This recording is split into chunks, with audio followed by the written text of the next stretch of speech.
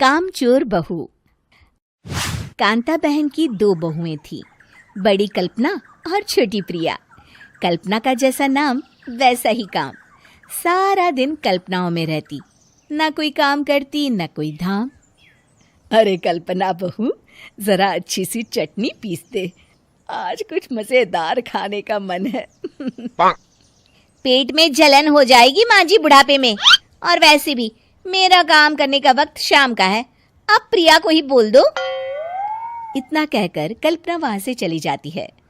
कांता कल्पना के ऐसे रवैये से काफी परेशान रहती हैं।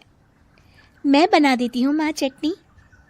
ऐसा बोलकर प्रिया माँ को चटनी बनाकर प्लेट में खाने को देती है कि तभी वहां कल्पना आ जाती है। अरे वाह चटनी, जरा चख कर तो देखूं, बड़े दिन हो गए।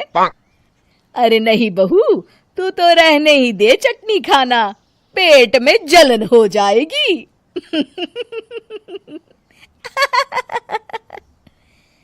इतना कहकर कांता और प्रिया दोनों हंसने लगते हैं।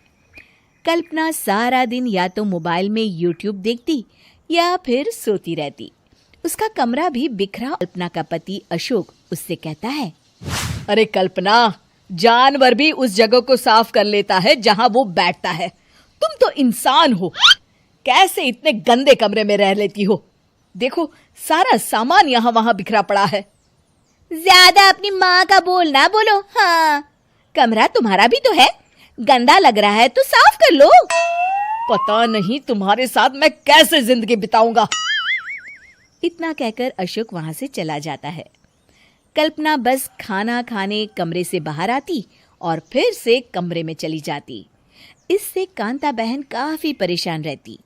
एक दिन प्रिया कांता से कहती है, माँ, मैं सारा दिन काम करके थक जाती हूँ, आप कल्पना दीदी से कहिए ना कि सुबह और शाम का काम बांट ले। मैं तो अब सिर्फ एक वक्त का ही काम करूँगी। हाँ। अरे तू वो भी ना करना, एक बहू तो कामचोर थी ही, दूसरी भी आ गई काम ना करने के बहाने लेकर। तभी वहां प्रिया का पति रमेश आ जाता है। माँ, मैं देख रहा हूँ भाभी कोई काम नहीं करती, प्रिया सारा दिन घर और रसोई का काम करती है, अब कुछ करो ना माँ। कांता मन में कुछ सोचती है और कल्पना के पास जाती है। कल्पना फोन पर मेकअप, सारा दिन बस मोबाइल देखती हो, घर का कोई काम भी कर लिया करो। प्रिया सारा दिन काम करके थक जाती है, आज से मैंने फैसला किया है, एक वक्त का काम तुम करोगी, सुबह का खाना तुम बनाओगी और रात का प्रिया। आप लोगों ने काम को हव्वा बना रखा है। अरे पता नहीं थोड़ा सा ज्यादा काम करने में आप लोग घबरा क्यों जाते हैं। और हाँ, बहुत ज्यादा प्रिया की तारीफ मत करिए मेरे सामने, बड़ी बहू तो मैं ही रहूंगी। मैं कुछ नहीं जानती, कल सुबह मुझे वक्त से खाना चाहिए, रसोई में आ जाना, वरना कल से तुझे खाना नहीं मिलेगा। अगली सुबह कल्पना रसोई में नहीं आती है। वो देर से सोकर उठती है और बाहर आकर कहती है, अरे भूख लगी है, आज खाने में क्या है? इतनी देर हो गई, आज किसी ने मुझे उठाया भी नहीं, पता नहीं कहाँ है सब। कल्पना को घर में कोई नहीं दिखता। वो रसोई की तरफ जाती है जहां बड़ा सा ताला लगा होता है। अरे रसोई में ताला का खाना मुझे बनाने को कहा था। हे भगवान, इतने लोगों का खाना बनाना क्या आसान है? तभी घर के सारे सदस्य बाहर से वापस आते हैं। वाह माँ जी, मजा आ गया छोले भटूरे खाकर। मेरे मुंह में तो अभी भी स्वाद आ रहा है। अरे कल्पना, तेरे भरोसे रहते तो हम तो भूखे ही रह जाते। कल्पना को बहुत गुस्सा आ जाता है। अब बहुत हो गया, आज से मैं अपनी रसोई अलग कर रही हूँ, मैं अपना खाना खुद बना लिया करूंगी। कल्पना अपनी रसोई अलग कर लेती है, पर आए दिन उसका देर से उठना और काम न करने की आदत से वो भूखी ही रह जाती थी। उसी के सामने घर के लोग अच्छे अच्छे पकवान खाते और कामचोर कल्पना को जैसे तैसे ही खाना बनाकर खाना पड़ता। पर एक दिन तो हद ही हो गई। माँ, दीदी आज सुबह से कमरे से बाहर नहीं निकली, हमें जाकर देखना चाहिए। सो रही होगी, कामचोर कहीं की।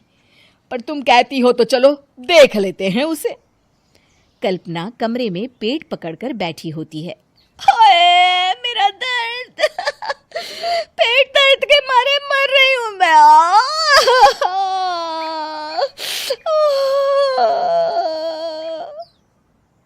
अरे दीदी क्या हुआ? पेट में दर्द क्यों हो रहा है? डॉक्टर को दिखाया आपने? माँ, कल्पना खड़ी होती है और माँ जी के पास आती है। मुझे माफ कर दीजिए, अब से मैं सारे काम में मदद करूंगी, कभी आलस और काम चोरी नहीं करूंगी। हाँ हाँ वो तो ठीक है, लेकिन अचानक क्या हो गया जो तू काम करने को तैयार हो गई? कल्पना, माँ, लगातार बासी और उल्टा पुल्टा खाना खाने के कारण मेरे पेट में इन्फेक्शन हो गया है। काम न करना पड़े इसलिए मैं 2 दिन का खाना एक दिन ही बना लेती थी। बासी और खराब खाना खाने के कारण लेने के देने पड़ गए। पेट में दर्द हो रहा है। चलो अच्छा हुआ, देर आए दुरुस्त आए।